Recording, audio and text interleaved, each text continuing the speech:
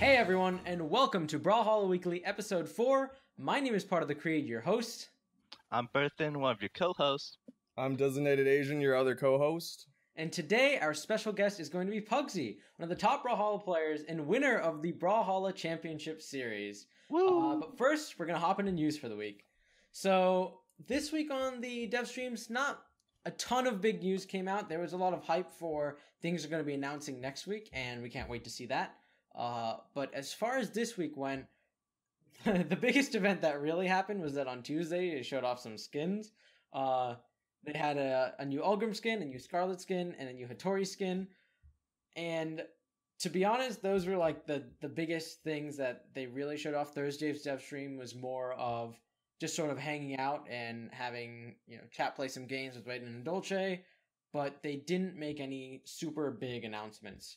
As far as things going on in the Brawlhalla game itself, one of the important things that is going on is the Salute Taunt. So what the Salute Taunt is that when you buy the Salute Taunt, all proceeds go to the Stack Up charity, which helps US, NATO, and ANZAC veterans get through deployments by sending video games to help relieve stress in combat zones. So you can learn more if you go to stack-up.org, link will be in the description. And basically, this taunt is only available for a limited time. All proceeds that go into buying the Salute taunts will go toward the charity, and it's just a great way to help out veterans. How long is it available for? Is it like 1 week? A year? I'm not sure they've actually talked about exactly how long it's They said like 1 week, so I think in next Wednesday. Okay. So yeah, get it while you can. If you want to do more than just buy a taunt, you can donate straight to Stack Up. Again, link in the description. Helps out veterans. What's not to love, right? All right, I think we're ready to move on to community news. Coolio. In community news, as we get closer to Combo Breaker, which is going to be May 27th through 29th, something like that, end of May, the devs have said that they will be releasing worlds information at Combo Breaker. What that particularly entails could be things like venue location, the specific date and time. I know they've been saying for a while that they're planning on November, but it seems like once Combo Breaker hits, they're going to actually come out with an actual date. They will also be announcing pricing. A while back, didn't they ask like $20 or versus $40 what people kind of think? They kind of wanted to see community opinions on what would be better. Yeah, and so CEOs asked that Matt Wimmer, I think. Yeah. On a dev stream. Yeah, Matt asked the community to sort of vote on which one they'd like. And last week, when we had Foda on, he talked about sort of swag bags that might be coming into World. So it sounds like we're gonna get that sort of first tier option where you have the second tier option where you have a $40 entry fee and you get a nice swag bag at the end. Not necessarily confirmed, but that sort of sounded like what he was hinting towards. I think, they said that for the $20 one, there will be a swag bag, but it'd be a smaller swag bag than compared to the $40 swag bag. Which, I mean, I don't know, if we want to speculate on swag bag stuff, like, obviously meta devs, probably community colors, but, like, what else? Nice Do you think they're gonna get, 3D printed, like, Hattoris from that dude who makes those 3D figures? I don't know. That'd be cool. And then, also give, in Combo Breaker related things, a lot of people have announced that they will be going. People like the likes of Zaloxery, a lot of Boo members, Magma Bob, Stevenator, Twilight are all going to be there. Moose said he'll be there. Boomy said he'll be there. There's an entire subreddit post where Zaloxery's like, I'm gonna be there. Tell me who else is going to be there. So it should be exciting. A lot of opportunities to kind of see people in person for everyone who's going to be there. I won't be able to be there. Pugsy said he's not going to be there unless he's just a dirty liar. I'm going to try to make it there. Fingers crossed. But I think like the big thing is there's a lot of people. Like the last LAN tournament, I think are the two highest tier players were Egg Soup and Twilight. Like this is way more. Yeah, so Luxury is flying from EU over to NA for this? Yeah, that's what it sounds like. He's gonna be flying from the UK. That's gonna be hype because he plays in NA tournaments, but he plays from EU and he still does really well. So he will probably do like super well in LAN. Yeah, it's gonna be interesting to see how well people do with the zero ping. Yeah, definitely very exciting. Yep. So for tournament news, we had Gravy Cancel on May 8th, and the winners were pretty surprising to me. First place is Twilight, who hasn't won in quite a while, and then Morse took second place. I actually haven't really seen him compete in a while either, and Crack takes third place, who I'm not even sure. I'm not even sure who that is, because I don't think he's won much before. Yeah, so Crack, he used to be sort of more in the lower diamond division, higher plat division area of play, but lately I think he's been making a lot of progress. He's been doing well in tournaments in general, and sort of going up these leaderboards and brackets. Maybe we'll see more of him in the future. Yeah, that's really good to see, because it shows that just like anyone could break it into the top, you know, like you don't have to just play this game forever. You could come in and you could practice and train hard and just take their place in a Gravy Cancel, and then maybe aim for first place next time. And then we actually had Gravy Cancel EU. Was this the first one, I believe? Just yesterday on May 14th, and obviously the first place winner is Dobrein, right? Who would have thought? And then Seluxy takes second, and Modicher takes third. These games were really fun to see, because Dobrein just, without the lag, he just played so much more confidently, and it was so nice to see. Seluxy's also same thing. You see these guys in NA tournaments sometimes, but when they're in EU tournaments, they just looks like they just play so much better. And I'm really excited to see more happening in the EU scene now. Definitely, yeah, Dobrein, he's ranked, I believe, #1 in the global leaderboards right now. He does extremely well in EU, but because he lives in Russia, like, his ability to go connect to NA is really weak, and so we don't see him a lot in the huge big name tournaments. But it's awesome seeing something like Gravy Cancel EU, which is big, and it's focused around, you know, the European servers, in a place where all these European players can really show their strength without nearly as much lag as you might get in NA tournaments. And, you know, Dobrein, it's exciting to see him play really well, and maybe in the future, if he comes to Worlds, we can see how he competes with all these NA players, because that's something we don't get until something like Worlds happens. Yeah, hopefully these Gravy Cancels happen, because normally Gravy Cancel happens on Sunday for NA every week. So hopefully they do that for EU now, starting today, and could happen every Saturday. We could see more of those Dobrein plays, because we haven't seen Dobrein in a while, since he kind of doesn't want to play on NA anymore. Mm-hmm. So, and then it was Physics 1v1 strikeout tournament yesterday. It was not just a normal strikeout where, you know, you go in, you choose 3. There was some rules to make it more variety. You can't use a legend more than twice per set. You can't use a team more than once per set. Oh, so like not the same. So right, not the same 3 people over and over again. So you had to change it every time, even if you could use like twice per set. You can't just use your main 3. That's a good rule.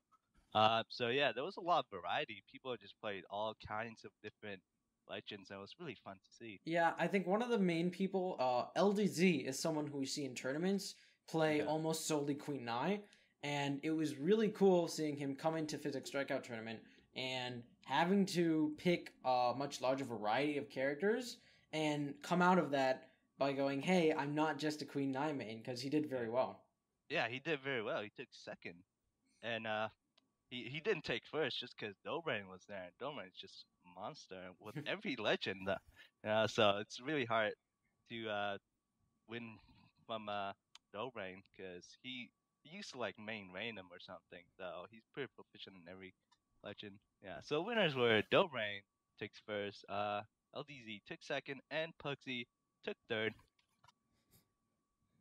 Very exciting to see. I hope we can get more of these sort of tournaments that have spins to them, because I think that encouraging players to play more legends is something that is not only more fun as a viewer, but in terms of like playing other people, it's hard. And I sort of talked about this when the tournament was going on, but it's harder to abuse a certain meta or a certain weapon that happens to have very particularly good stats or good movesets if you can't only play that weapon, right?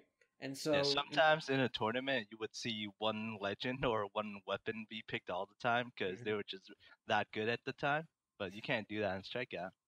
Yeah, and I mean, there was a while back where Sword was just a really dominating weapon, and every single person playing in the tournament was using a sword for their character.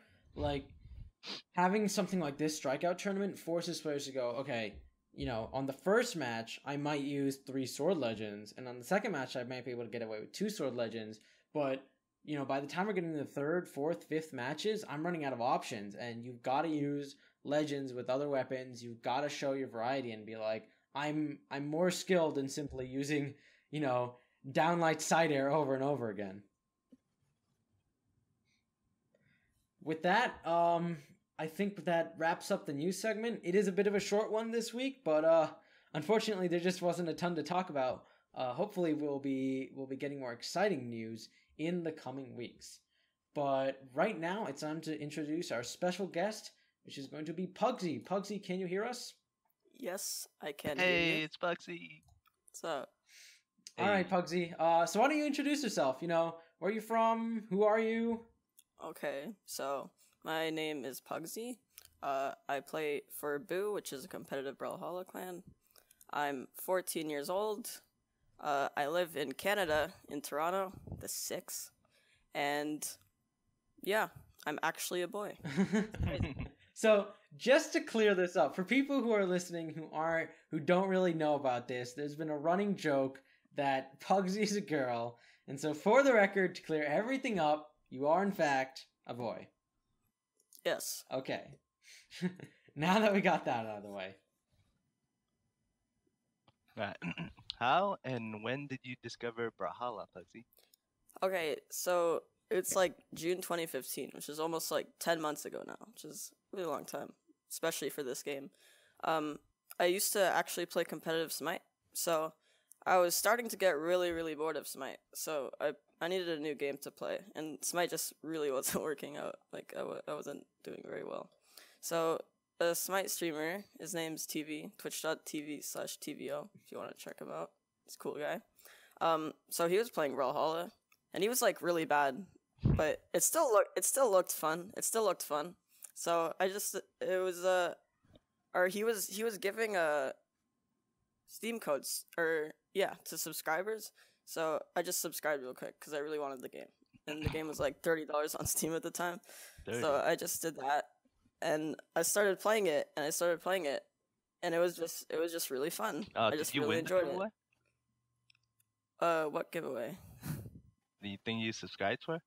No, he just gives them. He just gave it. It wasn't a giveaway. He just gave it. So nice. It was cool. And so you just sort of picked up Brawlhalla and just played it a lot. It was really fun. So it's like, why not? Was there a moment where you sort of went, "Oh man, I can be competitive in this. Like this is my game." I mean, like when I hit gold for the first time, it took like really long for me to actually get somewhat good at the game. So when I hit gold, like I just started to climb. Like the longest division I was in was silver. So once I started watching a lot of competitive gameplay, like I was watching like crew battles were starting to get really big at the time. So I watched like Tech versus Joe, and I just learned from a lot of people, and I just climbed from that. Very cool. Cool. So you've been a part of a few clans, right? You were part of Ren, which is now Vex, and obviously you're part of Boo, and I think you were in a clan before that, like JV4. Were you? I was in Kappa. Yeah, you're in Kappa. Yeah. Well, can you give a brief rundown of what clans you were in, and what it was like being in all three of them? How it was different between the clans, whatnot? So around September 2015, I think this is right when I hit Diamond, something like that, which it was like top 40-ish or something. So I was like, yeah, I'm looking for a clan. I made a Reddit post about it and everything. So somebody mentioned Kappa in chat, anybody can join. It's a pretty casual clan, so it's like, oh, why not, whatever. So I joined because I saw their tag a lot, like everywhere. So they seem pretty good. So I really enjoyed it there. Like, we'd hang out in the Steam chat, and everybody was really cool. It's just really cool. But after I started getting, like, better and better, and, like, started becoming, like, top 20 in the region or something, I figured I really wanted to go competitive in this game. So I decided to leave. As cool as they were, I just really needed a competitive clan. So literally within, like, 10 minutes after I took my tag off, Scroin messaged me. He's like, "Why'd you leave Kappa?" And at this point, I'm like, oh, he's just gonna invite me to Omni, which is like 6 months past of Ren. So I joined Omni, and then, like, I found a bunch of sparring partners there, like Steve, /Vortex, Scroin. We're all really, really good at the time. Steve's still really good. So I played in a tournament. It was ESL 7, back when ESLs were a thing. And that was, like, really my breaking point as, like, a player. It wasn't the tournament itself that was really big, but the players I beat. I beat people like /Vortex and Pots and Pans, who were, like, top 10 at the time. So that was really my breaking point. And then about 2 weeks later, we joined CG. And we don't talk about that. We don't talk about that. And then after that, we made Ren. And then, like, about a week after we made Ren, like, I noticed everybody in my friends list was there wasn't any JV4 tags. JV4 was just dead. So I messaged Egg. I was good friends with him. So I'm like, "What's going on, man? What happened to JV4?" And he's like, "Oh yeah, we're making a super clan with Exo, Stardust, Steve, and Egg." And it's like, oh, they need another player for a whole crew. And Egg's like, "Yo, you should totally join, man. You're welcome anytime." And it turns out I wasn't, because Exo just didn't want to poach people. So I left unknowingly that, like, he didn't want me because I was he really didn't want to poach people because it would have looked really bad. So I left, and Exo's like, "Yo, why'd you leave Ren?" I'm like, "Oh yeah, I'm enjoying your clan, man. X said I could come." And he's like, "Okay, I didn't say that, but I guess since you left, whatever." So I joined Straw Hats, and then that merged with Boo, and here we are, I guess. Very nice. Nice. So speaking about beating a lot of people, you recently won the BCS. What was that like? Beating EXO must have felt great. Like, do you think you've toppled his status as the greatest player now? Winning BCS was really good, because that's, like, the first major 1v1 tournament that I won. Like, I haven't won any money 1v1 tournaments, actually, before that. I won a bunch of 2v2s, but never any 1v1s. Man, those aren't important. This one was... Yeah. Right. But I don't think I toppled EXO's status, because EXO literally, he plays on 110 ping to NA.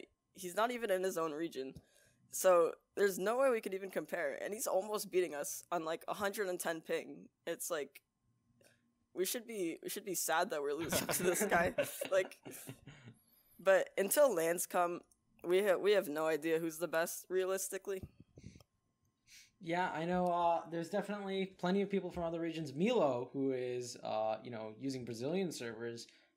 We've seen him play on Brazil servers, and he's a monster. But of course, he can't compete with the NA people. Like, y'all are sleeping on my boy Tiger. That's all I'm saying. Like, y'all are sleeping on Tiger. Tiger's gonna come to the Worlds. Like, top 15 NA.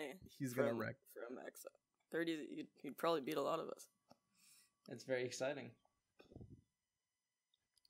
All right. Well, to players aspiring to rise to the top of the competitive scene, Pugsy, what do you got to say to them? What little wisdoms can your 14-year-old brain give these people? I guess just practice, really. I mean, that's how I got good. I just grinded really, really hard. I mean, some people are just naturally good at the game. Like, Foda's just really good at games in general, so he just kind of picked up the game and beat everybody in, like, a week. Because Foda. Although he did have Smash 64 experience. Yeah. I'm sure that counts for something. Yeah. So, basically, if you're naturally good at games and you practice really hard, then you can definitely be, like, a top player. But if you're just not naturally good at games, then it's gonna be really hard. That's just the nature of games. Also, what I did, and people like Pickle did, is we just used gimmicks to climb ladder. And then we just learned from people at the top of the ladder. like that works really. That's basically what I did. I just spammed things as Nash, and then I got to the top of the ladder, and people were doing crazy stuff with sword. And I'm like, oh, I want to do that. So I just picked up sword. That's how I got good.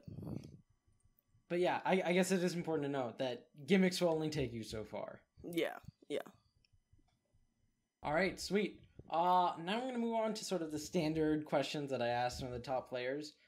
First of all, you mentioned Smite earlier, but what other games do you like to play in your free time besides, Brawlhalla? I don't play that many games besides Brawlhalla. Like, recently, Stellaris just launched, which is a new Paradox game. I also like some of their older games, like Crusader Kings 2 and EU4. Those are really fun. And I used to play a lot of MOBAs. I still do. Obviously, I mentioned I played Smite. And I used to play League. I was, like, Platinum in Season 1 or something. I was, like, 9 at the time. What the? So I used to really like MOBAs, and I still do. It's just not as much as Brawlhalla.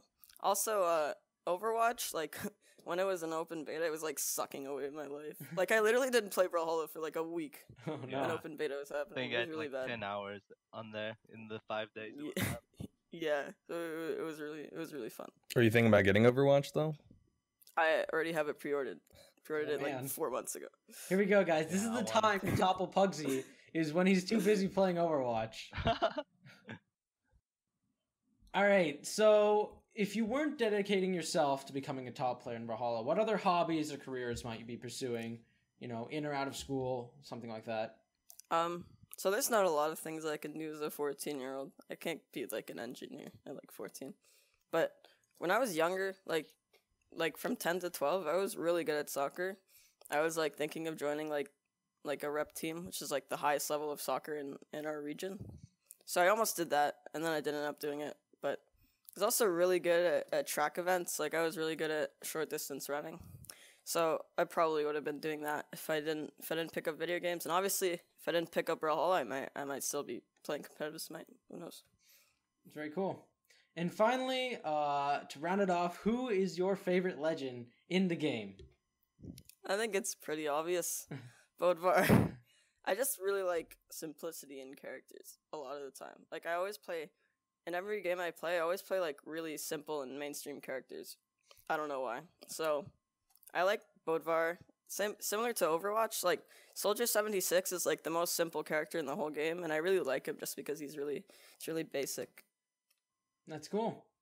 All right, Pugsy. Well, thank you for coming on. It was great having you.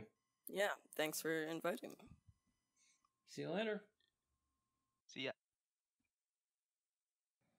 All right. Well, with that, we are going to move on to the balanced meta discussion of the podcast. So this is the secondary week after a balance patch. And so, the week after a balance patch, we'll talk about what was in that patch. But the following week, we'll talk more about how has that patch shifted the meta of the game, what's sort of powerful right now, what do we want to see coming up in the next patch, and how is overall player feedback looking. So, first of all, the first thing I wanted to touch on is Spear.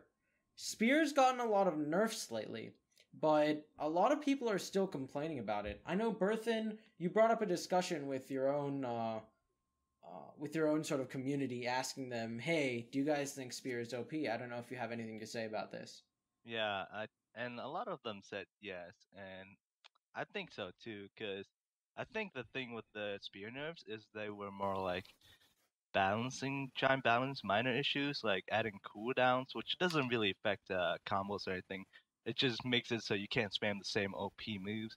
And then they did some other stuff too, but they also nerfed like everything else, especially Sword, like 3-4 patches in a row, and so even though they did nerf it a bit, they didn't really nerf it as much as everything else, and I think it's still really good. Especially the downline. That's what I have the most trouble with. Mm-hmm. So I guess Spear's like, I'll say Spear's. I think Spear's good, really good. I don't 100% remember what they did. I know they added a frame of startup to the neutral light, which is one of the things that I really was I think they should add more, because I think the neutral light starts up way too fast, because it makes a lot of things really safe. But I think like a lot of people for the past couple weeks to months have been saying that the game's relatively balanced. So I don't think they're going to do anything major. They're going to just add 1 or 2 frames here and there to kind of smooth out things, which kind of sucks because I think Spear's still really good. I think they should hit it a little bit harder. But I think they're gonna keep pushing closer to what the community wants as far as Spear nerfs. Yeah, I'm looking at the patch notes from 2.13.1. Spear neutral light had an increased time to hit from 4 to 5. It had a slightly more decreased hitbox size, and Spear's side light got a decreased time to hit from 14 to 13. So startup time? Time to hit. So it's active frames. Again, see, they rebalanced it. They didn't really nerf it. Right. It's very, very minor changes. Yeah. And I think what you were saying, Berthen, was pretty accurate. Like that downlight, it has like this really big hitbox that punishes a lot of it hits that anti-air area, and it also hits when like the opponent is in front of you. And I think that sort of wide range that the downlight hits is something that isn't really matched by a lot of other weapons as far as combos go. You got like axe downlight, which does have a bit hitbox, but that's not made for combos. That's more for the side light, which doesn't have the hitbox that something like Spear downlight has. Like arguably, Spear has the easiest combo startup move. It's pretty much a Qatar downlight, like on steroids, basically. Qatar downlight does the same thing, but not nearly as high. Not nearly as high, and not nearly as long of active frames. Like downlight only comes out for a few frames, so if you miss it, then you're in for trouble. But the way Spear downlight works, like the player's just gonna move right up for a good while, and if you're anywhere near that in that time frame, then you're gonna get caught. Yeah. So I think the overall consensus here is that Spear may have gotten some nerfs, but they're really more about very minor tweaks as opposed to something that we may want, which is a little more major. Obviously, BMG has the advantage of seeing win rates on these weapons, and so I'm sure they don't want to tone down something so far as to make it, completely impossible to play. But I think that right now, I would be surprised if Spear doesn't have a slightly higher win rate than other weapons. Yeah, but it's probably not too high because pretty much half my games I see Spear, so that win rate's toned down a bit because it's a lot of Spear versus Spear matchups, True. Sword is something you touched on, Berthen, earlier. It has gotten a lot of nerfs lately, and so a question that has come to mind is it now finally balanced, or did BMG nerf it too much where now they have to buff it? Personally, I really like where Sword is right now. I think that it was really not only overplayed, but very powerful, a few patches back, and that was very apparent in tournaments. And I think that the nerfs that it's gotten up to this point, some downlight damage changes, neutral light getting, a lower ceiling, little things like that, I think it's come to a pretty good spot. Yeah, they basically touched on like everything. They nerfed side air, they nerfed nair, they nerfed down air, they nerfed neutral light, and I think they did something to downlight. I'm not really sure. I think like the first few frames got like smaller or something. So they pretty much like changed everything by a little bit, and I think they should revert like one of them. Like honestly, neutral light was touched like 2-3 times, but it's actually not bad. Like I can use sword against half the weapons just fine. I think it's just like some weapons are too good that sword is like not really preferable right now. But if the things that are too good right now got nerfed a little, then sword would be fine, just like all the other weapons. So yeah, you kind of touched on it, Creed. Sword used to be like a really strong thing, right? There used to be at the end of every tournament, it would be Bodvar v Bodvar. I think one of the biggest things Sword has going for it right now is just like kind of what Pugsy said, where it's just kind of simple. And so like a lot of top players just use sword because it's something that was good, so they picked it up and they've been using it for a long time. It's simple, it's pretty straightforward. There isn't anything like crazy besides maybe like they've been adding in gravity cancel downlight to extend their combos or whatever. But just the biggest thing sword has is that it's just such a vanilla weapon that like you could probably nerf it more and people would still be using it at the top tier. But lately we've seen kind of a change in that, right? Like at the end of BCS 2v2, or like how LDZ has kind of been working with Nai, which is obviously doesn't have a sword. You know, we've been seeing more variants in it, arguably more variants towards the way of spear. But I mean, we've seen some changes, right? Like EXO picked up Roland in his 1v1s specifically for that lance on Great Hall. So I think sword is in a good spot, and I mean like buff it or nerf it, I think people are going to use it either way. Like it really doesn't matter. Like everything could do 1 damage, and I think people are still going to use that stupid weapon. So yeah, no, and I mean you pointed out something important, is that a lot of the older players used sword because it was good then, and when a player picks up their main, they want to stick with it as long as possible just because of how much experience they have and how much practice they have. And so you get someone like EXO, who was known for being incredible with the sword for a very long time, regardless of basically whatever nerfs happen up to this point. Like he's still gonna stick with sword just because he has a lot of experience.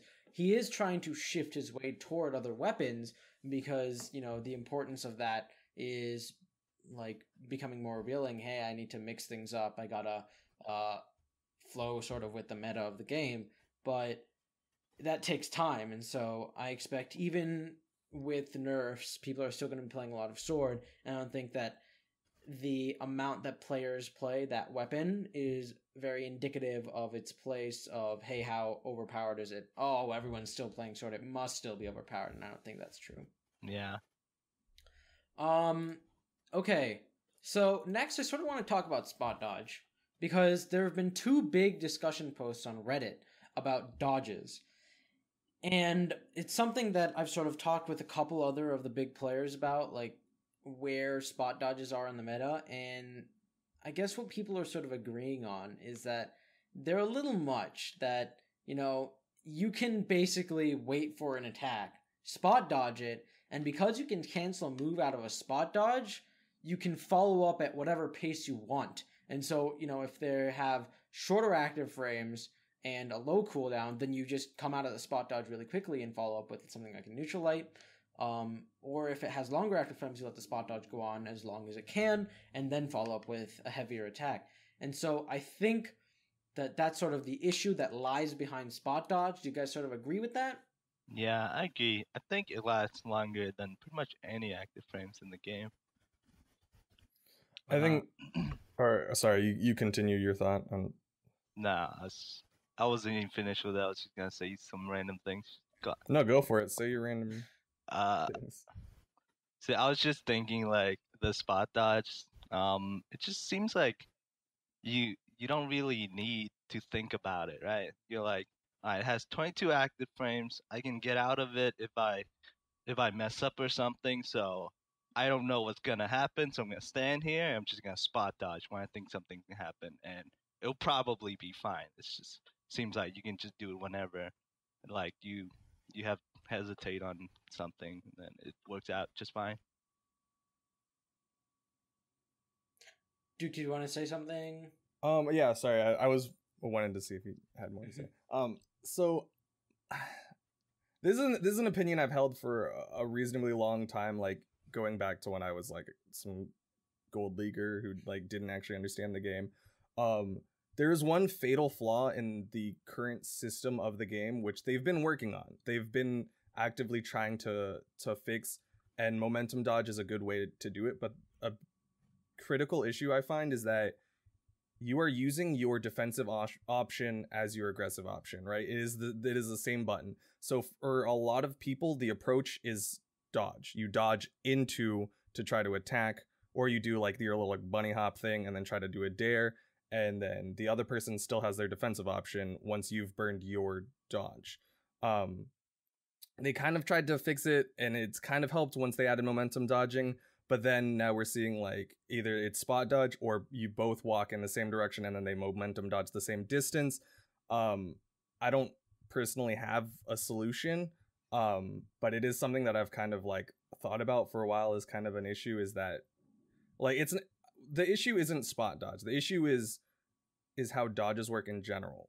Because before spot dodge was an issue, and spot dodge hasn't really changed for multiple patches in a row. It's not like they added the ability to cancel it last patch and suddenly people are like, spot dodge, oh my god, what the hell happened? That's true, but I think the way that spot dodge has become really overused is gradually over time. When they first introduced spot dodge, because no one used spot dodge in the past, no one really had time to adjust their playstyle to accommodate for spot dodge, and I think that over the course of a few months, people went, hey, instead of, dodging to the side, dodging up for a lot of these attacks, if I just spot dodge, now it lasts long enough and it's cancelable that I can actually use it. And I think that was just a matter of time, as opposed to something that was like, oh, because it happened a while back, like, it wasn't something that was considered huge back then. I think it's just something people adjusted to. Well, I mean, so I hated spot dodge a while back. Like it's whatever. But it's just the critical defensive issue in the past was people would dodge away and then turn around and attack. So they lowered the number of they increased the number of frames before you can turn around and attack, making it so that was less viable. So then the only solution for people who wanted to play parry or defensively was to kind of do what is now either jump around, wait for your opponent to miss a move, and then you fast fall into an attack, or currently it's you wait for them to attack you and then you spot dodge and then attack. I don't think the issue is spot dodge. I think the issue is the neutral game right now, and there's a million more billion things that are in my head that I would love to say, but I don't think this is this situation. This isn't the right venue for all of the BS that I want to shout.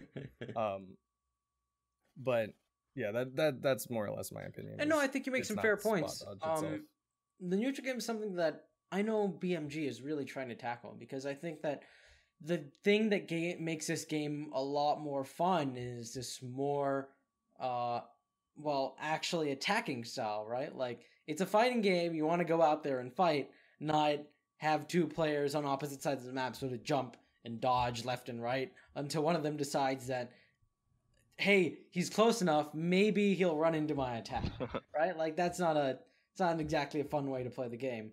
And I think yes and no though, right? Like let's look at some other fighting games, right? Like Street Fighter versus Marvel. Street Fighter is arguably a slower game, a little bit more paced, but the footsies in Street Fighter, to me, is very, very critical, right? You need to have proper spacing to know that, your short jab or whatever, your low forward, whatever the crap, low kick is gonna hit, and at the very farthest distance frame. Footsies in Brawlhalla is either bunny hop, or you do that whole left right thing that a lot of people do, but let's be honest, that left right, just standing there flicking left and right, doesn't actually accomplish anything in the way of footsies. Yeah, there's jumping a up way and to down have is faster. slow pace. There's a way to have defensive, meticulous, it doesn't have to be anime Dragon Ball Z, y'all are flying at each other, hitting each other constantly. It can be this slow paced kind of game, but it can still be interesting. And I think that's what Brawlhalla used to be. I think I don't want to say a year ago, more like 9 months, the way that people were playing Brawlhalla, because it was just a slower game in general. Movement was slower, attacks came out slower. If you look at footage from old tournaments, the game feels slower, but it was by no means less exciting. People were definitely enjoying it a ton. And I think that one thing people have wanted more is for it to get faster, and Blue Mammoth Games has delivered on that front. But the cost of that is that now the neutral game is less exciting than what it used to be, and footsies feel more like running away than they do this mind game tactical gameplay that people appreciate in games like Street Fighter, like you were saying. And I don't think, I want to make it clear, I'm not going to blame any players for any sort of playstyle that they enact, because that's up to them to do whatever they can to win. And that's completely in their right to do so.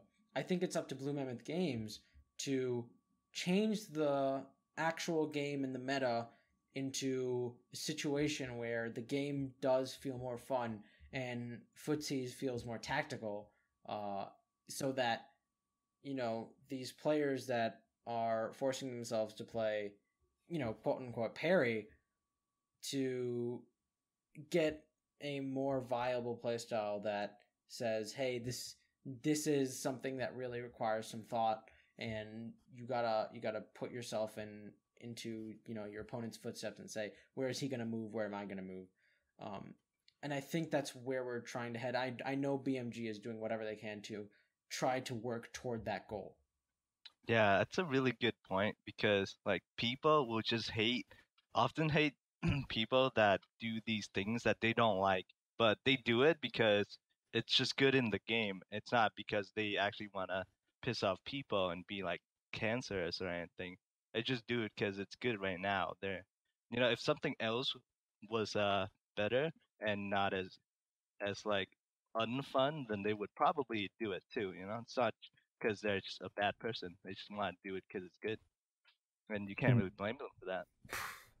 One last thing that I would like to point out, whatever, is that what's exciting to watch isn't always exciting to play, right? Like, from a viewer standpoint, I would love to see someone 100-0. I would love to see that. Like, the Lance Sayre thing that was like really, really stupid, that you just like keep saying and people die. That was amazing to watch. Highly technical 100-0s are super exciting to watch, but they are not fun to play. Yeah. It is not fun to be stuck in a 100-0 combo, right? Like, it is not fun to be in if anyone's watched Marvel 3, it's not fun to be fighting Chris G when he's Morrigan fireballing. It's not fun, but it could be what is exciting to watch and what is fun to play are two very different things, and it's very hard to balance. And that's one of the issues right now, is that they're trying to find, I think BMG is doing an amazing job. Their balance team is amazing. I know for a fact that they are constantly getting feedback, constantly looking at the data. So do not think that whatever I'm saying is shitting on the game. I love Brawlhalla, I love BMG. These are just like general thoughts about bullshit. And sort of suggestions for them as they continue to build on this. So yeah, I don't know. Obviously there's an aspect of Brawlhalla that it has to be, or just video games in general. The way it works is that it has to be visually appealing. It has to be presentable. Otherwise, like Twitch streams, YouTube videos, things like that just kind of die. And let's be honest, that's the way video games work right now. They thrive on streams, right? League of Legends tournaments thrive on streams and people coming and watching. And I think there needs to be a little bit of a balance between the two. I think if they kind of actually did throw in a little bit more bullshit, it'd be a little bit more exciting to watch. I'd probably not play it as much, but it is a thought to kind of have a little bit more of those, just say fuck it, let's make sword downlight just spam bull of shit. You can gravity cancel it 4 times. Who gives a shit? Just see what happens and see how crazy people will latch on to how exciting the game is. I think they did that with Undarmed though, with the 0 to 100 combos, and the viewers they got freaked out at first when Stevenator did it in tournament. They were just all super hyped, but then a few weeks later it was just like, wow, he does it again, 0 to 100. The other guy couldn't do anything. Oh, lame. And then they just had to nerf it. Well, that's what I mean by it has to be technical, right? People hate black holes because it's not exciting to watch neutral light sig. Mm-hmm. But it is exciting when you see the lads go in, do neutral light, gravity cancel neutral light, dare, recovery, gravity cancel sig. Highly technical things like that are 100-0 are super exciting. And that's one of those things where obviously my suggestion of saying do 8 gravity canceled down lights in a row and then finish it off with a recovery. That's just straight stupid. But like if there is a way that you can make it where you can have highly technical combos that do actually do a lot of damage and it's not just the same button in a row, I think that is what people would enjoy to see. Absolutely. Finally, there is one other thing that we do want to talk about. I think Duke, you were sort of okay for this. So go ahead. I'll talk about this. So this is a thing that this is a discussion Sparky and I had after the last BCS. So we had BCS Grand Finals, and then we had the 2v2 tournament immediately the day after. We had both of those. And this is 100% my perspective and a little bit of input from Sparky. I personally enjoyed casting the 2v2 more. I personally enjoyed I felt a little bit more energized at the end of the 2v2. I could kind of feel that I was a little bit more awake. I was like, hey, there is constantly something going on, and I'm not sitting here like waiting for like kind of like filling and waiting for the guy to like go, which is going back to the whole neutral game issue. So from my perspective, I enjoy 2v2. I personally enjoy playing 2v2 more. 2v2 is it's just a fun game mode to me. But I also come from the perspective of I don't think the competitive community at all gives a shit about 2v2, right? If we look at pure metrics on the YouTube videos, 2v2, the BCS 2v2 clan battle, which had a bigger prize pool, has half of the number of YouTube views than the 1v1 tournament.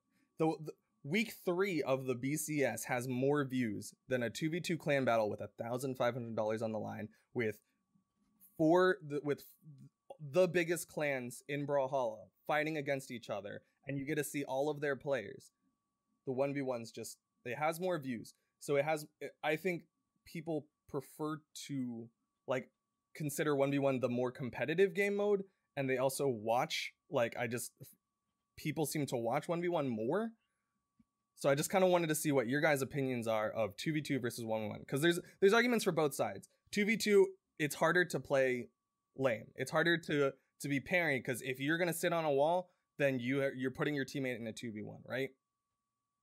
But from the other side, is it as competitive, or is 2v2 just a casual fun thing? That's just what I wanted to see. That is something that I've been thinking about since BCS. I've just been like, I like 2v2, but I also understand that a lot of people like 1v1. And I remember I sort of had a sort of mini discussion with you earlier about this. There are certain people in the community who really love 2v2. You and Sparky are a couple of them. Foda, before he joined BMG, was really big proponent of 2v2 play and trying to push that. And I know I personally really enjoy playing 2v2, and plenty of others do. But like you said, the current sort of public perception is that 1v1 is the more competitive version. And I think that has to do with sort of volume of players. Like, it's easier for new players to get into 1v1 than finding some other partner or friend who's going to hop into a 2v2 lobby with them and grind the 2v2 ladder. I think that one of the things that's sort of going to push 2v2 to become more competitive is simply time. People, I think, and I hope, will sort of go more into 2v2 as time goes on. As more people are playing the game, they'll have more friends to play 2v2 with. The 2v2 queues are currently kind of empty a lot of the times. Queue times in 2v2 is almost always longer than queue times in 1v1. And again, I think that has to do with volume of players, and I'm hoping that as the game gets bigger, we'll see more people queuing up 2v2, we'll see more 2v2 tournaments, and slowly but surely, I think that 2v2 will become more competitive. Well, on the argument of time, like, Strikeout's new, right? But Strikeout's been out for what, like a month, maybe? I don't know. Something like that. But I can tell you personally, I get queues in Strikeout every half a minute, half a second. Like, I just queue up Strikeout and 5, 4, 3, 2, 1, let's go. 2v2, like you said, is it's kind of dead. And there's the argument to be made that it is harder to find another person to play with and queue up. And then there's also the argument of if the 2v2 queue is always dead, then no one's going to play it because no one else is going to be in that queue. But like, 2v2 has had more time to flesh itself out, and I still think I see more strikeout. More people play strikeout than I see of 2v2, in my opinion.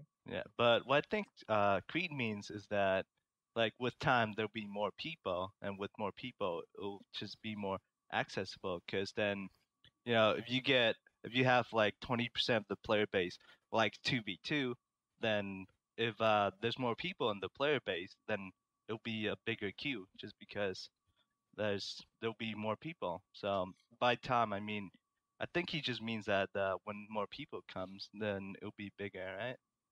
I get what you're saying with Strikeout, Duke, that, 2v2's been around for a while, and Strikeout's been around for, how long? Like a month? And suddenly Strikeout has way bigger player base, even though we've let 2v2 go on for a long time. But the difference is that 2v2 requires you to actually sit down and find someone who's willing to play with you for a certain amount of time, put up with queue times, things like that. And Strikeout is super casual. Everyone just sort of turns on Brawlhalla and pops right into a Strikeout queue. It's quick, it's fast, it's fun. And I think that's why Strikeout has a shorter queue time, because it's easier for one person to do it than for another person to sit down and do 2v2. In a way, I think it sort of helps build a more, I don't want to call it competitive, because that implies that there are tournaments centered around it, and there's not yet. But the skill cap to get higher up in a 2v2 ladder, I think, is harder than it is in 1v1, because the players who are doing 2v2 have to dedicate more time and be like, here's a friend who I want to go high up in the 2v2 ladder with, and we're going to sit down, we're going to train, we're going to go up this 2v2 ladder. At least that's the mentality that I feel. I don't know if... I mean, I understand that argument of if you want to be the top in 2v2, you are going to dedicate more to it to get to the top compared to like 1v1. But I mean, if we're saying, how do I make this argument? 1v1s, there is no team that is the top of 2v2s that is inherently better than two really good 1v1 players, in my opinion.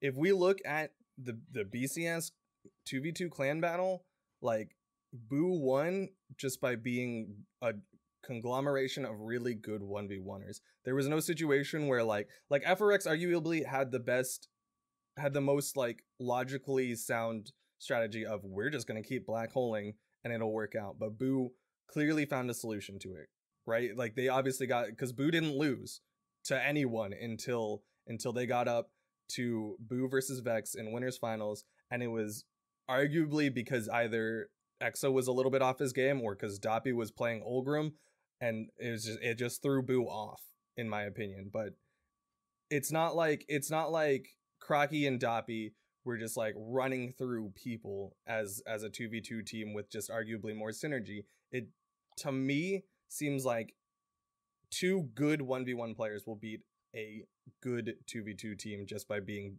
better. That's certainly a possibility, but from what I heard before the 2v2 tournament came on, the players of Boo did, train a good bit. I know I saw Steve and Twilight playing a lot in the 2v2 queue in the weeks before the tournament. Maybe some of the other players not so much, but I think they put in some time into 2v2. It's not necessarily trivial to say, hey, here are a couple 1v1 players who never played 2v2 and hopped in and suddenly beat, this other team. So I guess we have to sort of wait until a 2v2 clan rolls around between two people who have a ton of great synergy, who maybe don't have as much in 1v1 ladders. Lads TM, I want to say, is a decent example of this. I know there's a couple 2v2 teams in there whose 1v1 counterparts aren't nearly as high. Maybe and hopefully we'll see more of them in the future, and the clans that sort of they're a part of, and hopefully that sort of proves that wrong, that stereotype that, hey, all you need to do to be good at 2v2 is get a couple good 1v1 players. That's fair. That, I mean, yeah, you're right. Boo did arguably practice their 2v2 game, but like you said, lads, I mean, everyone knows about the lads combos. If you've been on the subreddit, you've seen them. Arkosh and Jellyfish, they were the reason why the lads got in there, because Arkosh and Jellyfish were huge on the 2v2 ladder and arguably are not as strong 1v1ers, but to that same point, I don't think the lads performed particularly outstanding, right? I don't think they made top 6 of the entire thing. I mean, I guess it technically remains to be seen. A lot of it is speculation, but my overall question, and the reason we're even talking about this stuff, is do you think that Brawlhalla is only going to be competitive 1v1, or do you think there is an argument to be made for 2v2 to be the competitive game mode, where, I mean, like I said, 2v2 it gets rid of that neutral game issue a little bit, because defensive play is just not as successful in 2v2. We've seen it. I mean, I guess overall, what do y'all think about the competitiveness, viability of 2v2 versus 1v1? I think it could really work if there was more people, because the main thing that I don't want to queue up with someone is because I don't want to have to find someone and wait for the queue time. I get pretty impatient at waiting, so it usually takes like 2-3 minutes even after like 6 p.m. and it's just way too much for me. And yeah, that's understandable, but I think that, BMG definitely enjoys 2v2 queues. They have on I want to say the Thursday streams, they do a lot of team-based games, and that is pretty casual, but I would expect a big prize to be at Worlds for the winners of 2v2 in the Worlds Championship. And I think if they can put some good resources into pushing how great 2v2 is and get some good booths or tournaments in Worlds, that can really help bolster the 2v2 scene of Brawlhalla in general. Well, with that, I think we're about done, ready to wrap it up. This particular podcast has been a little short, you may notice. Not as much news. We tried to focus a little more on balance and meta discussion. I want to thank again Pugsy for sort of being with us. Berthen and Duke, our 2 co-hosts this week. Thank you very much for joining, and we'll see you next time. Bye for now. See ya.